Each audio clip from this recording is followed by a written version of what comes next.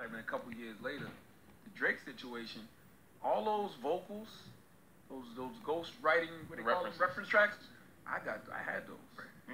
I had those. So you sitting on that? Somebody sent me those. Right. And I said to myself, I called two people. I called one person who I didn't even know was a close friend of Drake. I didn't even know. This is just somebody that I go to. You know, when I got questions, this is somebody that I go to. We all know her, but I'm not gonna say her name. Salute to her though. She knows who she is. And so I went to her, and she was like, "Well, you know how you felt after the Floyd thing? Yeah, you know." She was like, "I don't think that's a good idea." She was like, you know what could happen from that. So then I reached out to Jay Prince. I hit Jay Prince, like, yo. I sent him the vocals. I'm like, yo, man, this is what somebody just sent me. Just letting y'all know this could come down the pipeline. I don't want nothing to do. Right. Period. So I guess from that's where he decided to put my name in the record. So that was strategically amazing. So that shit went up the ladder, like, yo, you know, the homie. Yeah. That's dope. You know, so that was a great moment. Like that's when you feel like, cause I grew up listening to people like Jay-Z saying for the millionth time asking me questions like Wendy Williams harassing me. You know what I mean? I grew up off, you know, Tupac saying, Jay-Z would say, yo, Star's mad, I won't grant him an interview. Like I grew up off Tupac dissing Wendy and Will dissing Wendy. Like, yes, that's a big deal to be immortalized in a record.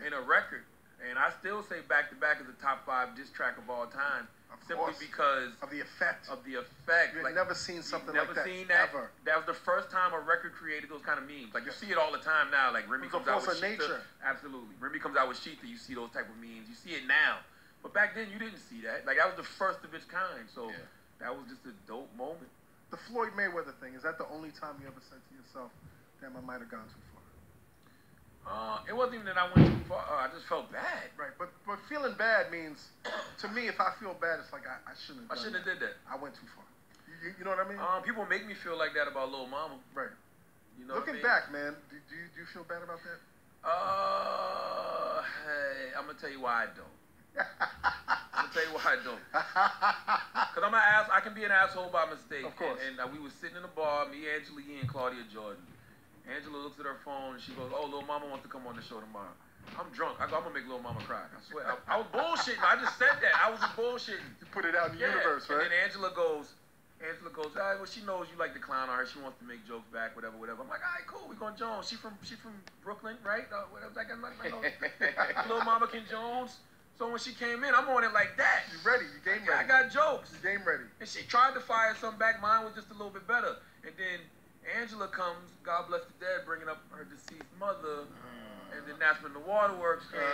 And that's if you watch the full interview and not just the snippets of me going in, that's when my whole attitude changed. Right. Like, Lil Mama, man, this is how you can get more respect and this type of thing. But it was too late. It was too late. It was too late. And so now it's like, right now you'll hear black women be like, "Oh, Charlamagne hates black women." I saw that shit yesterday. And I'm like, how? I saw the Lil Mama shit referencing yesterday. They like every day but you go, we don't win it. I think what it is too. You have such a poise about you. Like you don't show that much emotion.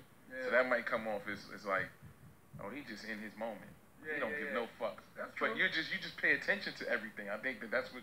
I gotta be alert. Yeah, and I think that's one of the dopest characteristics of what you do. I gotta be alert when Birdman says like, you know, I'm pulling up on you. Like, nigga, did you pull up on Rick Ross and trick like that?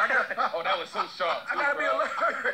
I gotta be alert. And you don't see it. You don't see that. Like, you know, usually a personality, you see the build up to the emotion. Like, oh, he about to say some. You just standing like, and then you hit a bomb. Is that Ginkgo biloba, man? Is that what it is, man? I mean, it's that, but I've been through worse. Yeah. Like, I've been through worse. I've been beaten up. I've had guns pulled on me. Like, what's the worst that's gonna happen? We gonna fight? You get shot?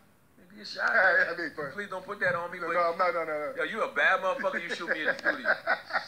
That's a viral video for your ass. You ready? You ready? If you shoot in that studio, you don't give a fuck. fuck. Who is you? You deserve to sell 5 million records.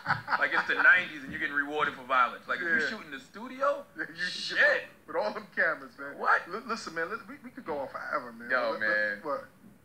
Continue. I ain't stopping. Pause. Brilliant idiots, man. Yeah. People look at you. I look at you. I'm like, yo, you're accomplished.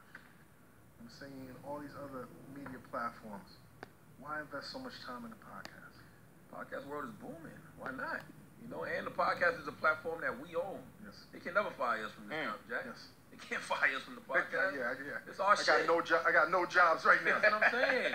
And I'm like, I was with the dude. What's the brother's name that do Pod Saves America? John Favreau. Yes. He says he does 1 million plus a week listens. See, that's all I do. That's all I do. I do this in appearances. So it's just like, for me, I like controlling platforms. I want to have places that we can always have a voice. I want to have places that we can always have a narrative. I've been fired 4 times from terrestrial radio. Nowadays, in 2017, you fire me tomorrow, the only thing that's going to stop is a little bit of money, but I got so much other revenue streams coming in so many different outlets, and I'm going to still have a voice, because the podcast, in a lot of cases, is just as powerful as, the radio, if not more. We've seen it. Absolutely. We've seen it. So it's like, for me, like, Chris Monroe is a very smart dude. Chris Monroe told me 2 things that I need to do, and he was absolutely right. He kept being on me about doing a podcast. Do a podcast. Were you intrigued, or were you like, I don't have time for that? I was on some bougie radio shit. Right. Like, I do radio. What the fuck do I do a podcast for? Like, that really was my mindset. And then I was just like, let me stop being a fucking know-it-all, and let me see what this podcast thing is really about. And plus, Andrew is a friend of mine, and I always thought Andrew had very interesting conversation. I thought he's funny, and I knew that he was looking to have more of a voice outside of like stand-up comedy. So I'm like, yo, let's do the podcast together. Because initially I wanted to do it with a white girl named Jessie Mae Peluso. She used to be on Girl Code, and I really like Jessie Mae. But Jessie Mae just, I don't know, she didn't have time. She don't live on this coast, whatever. Andrew's right here in New York. Let's get it done. And we did the first one. The first one we did was with Jazz Fly. Yes. And it was like an immediate thing. Like, 20,000 listeners. I'm like, people really listen to Damn, this. it took us 4 years to get. Yes, man. 4 years to get to it. Okay, man. So, Johnny. It just took off real quick. It's just a platform that we control. It's a platform that we're able to have a voice. We're able to control our narrative. It's like more of an intimate thing in Breakfast Club. Like you can sit here and expound on things that happened on the Breakfast Club. Like you can get into a more deeper, long-form conversation that I just like. Now, it seems like